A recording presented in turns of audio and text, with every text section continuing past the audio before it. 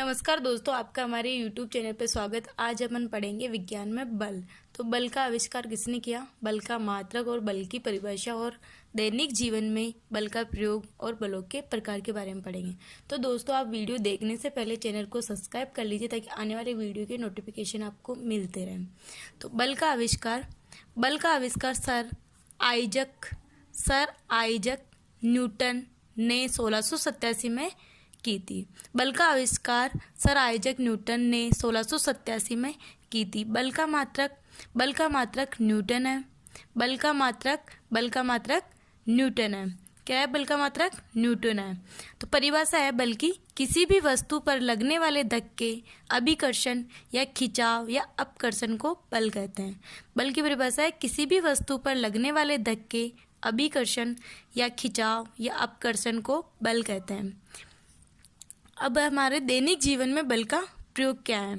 तो दैनिक जीवन में बल का प्रयोग, पहला, इसमें किसी भी वस्तु की गति में परिवर्तन करना, उसकी गति की दिशा को बदलना, इसमें भी बल का उपयोग किया जाता है। दूसरा है किसी वस्तु को रोकना या उससे स्थिति से गति में लाना या किसी वस्तु के आकार में परिवर्तन लाना, इसमें भी बल का प्रयोग किया जाता है। तीसरा है कार्य बल के प्रयोग से ही होते हैं। चौथा है हमारे चलने, भागने, उठाने, बैठने आदि कार्यों में बल का ही उपयोग होता है। तो दोस्तों, अब पढ़ते हैं अपन बलों के प्रकार के बारे में। तो बलों के प्रकार, बल के दो प्रकार है। पहला है संपर्क बल, दूसरा है असंपर्क बल। तो संपर्क बल के भी दो प्रकार है, पहला पेशीय बल है, दूसरा घर्षण बल है। और असंपर्क बल के तीन प्रकार है, चुंबकीय बल और दूसरा है स्थिरवेदयुक्त बल, तीसरा है गुरुत्वाकर्षण बल। अब इसमें अपन पहला पढ़ेंगे संपर्क बल। संपर्क बल का पहला प्रकार है पेशीय बल। तो पेशीय बल की परिभाषा है हमारे शरीर की मांसपेशियों के क्रिया स्वरूप लगने वाले बल को पेशीय बल कहते हैं।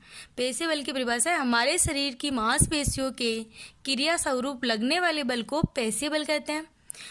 पेशीय बल हमें अपने सभी क्रियाकलाप करने योग्य बनाता है। उदाहरण है चलना, खाना, शरीर के अंदर की क्रियाएं आदि। दूसरा है घर्षण बल। तो घर्षण बल की परिभाषा है सभी गतिशील वस्तुओं पर लगता है, इसकी दिशा सदैव गति की दिशा के विपरीत होती है। यानी घर्षण बल की परिभाषा है सभी गतिशील वस्तुओं पर लगता है, इसकी दिशा सदैव गति की दिशा के विपरीत होती है।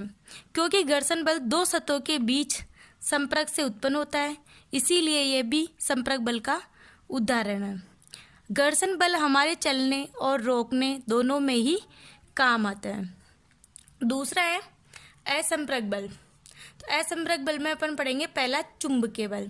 तो एक चुंबक द्वारा दूसरी चुंबक या एक लोहे प्रतिकर्षण को चुंबकीय बल कहते हैं। चुंबकीय बल की परिभाषा है एक चुंबक द्वारा दूसरी चुंबक या एक लोहे अभिकर्षण को चुंबकीय बल कहते हैं। अब इसका दूसरा है असंपर्क बल का स्थिरवेदयुक्त बल। तो इसकी परिभाषा एक आवेशित वस्तु द्वारा किसी अन्य आवेशित या अनावेशित वस्तु पर लगाया गया बल स्थिरवेदयुक्त बल कहलाता है। इसकी परिभाषा एक आवेशित वस्तु द्वारा किसी अन्य आवेशित या अनावेशित वस्तु पर लगाया गया बल स्थिरवेदयुक्त बल कहलाता है। वस्तुओं के संपर्क में न होने पर यह बल काम करता है। तीसरा है गुरुत्वाकर्षण बल। तो वस्तुएं पृथ्वी की ओर इसलिए गिरती है क्योंकि धरती उन्हें अपनी ओर आकर्षित करती है। इसी आकर्षण बल को गुरुत्वाकर्षण बल या गुरुत्व कहते हैं। गुरुत्वाकर्षण बल की परिभाषा है वस्तु पृथ्वी की ओर इसलिए गिरती है क्योंकि धरती उन्हें अपनी ओर आकर्षित करती है। इसी आकर्षण बल को गुरुत्वाकर्षण बल या गुरुत्व कहते हैं। असल में गुरुत्वाकर्षण बल हर दो वस्तुओं के बीच लगता है, परंतु धरती के द्वारा लगने वाले बल के अधिक परिणाम के कारण हमें सिर्फ यही महसूस होता है। दूसरा है चांद पर गुरुत्वाकर्षण बल बहुत ही कम लगता है, इसीलिए अगर कोई इंसान चांद पर जाए तो वह वहाँ पर अपने आप ही उड़ने लगेगा। तो दोस्तों, आप हमारे वीडियो को लाइक करें, सब्सक्राइब करें, कमेंट करें। जय हिंद।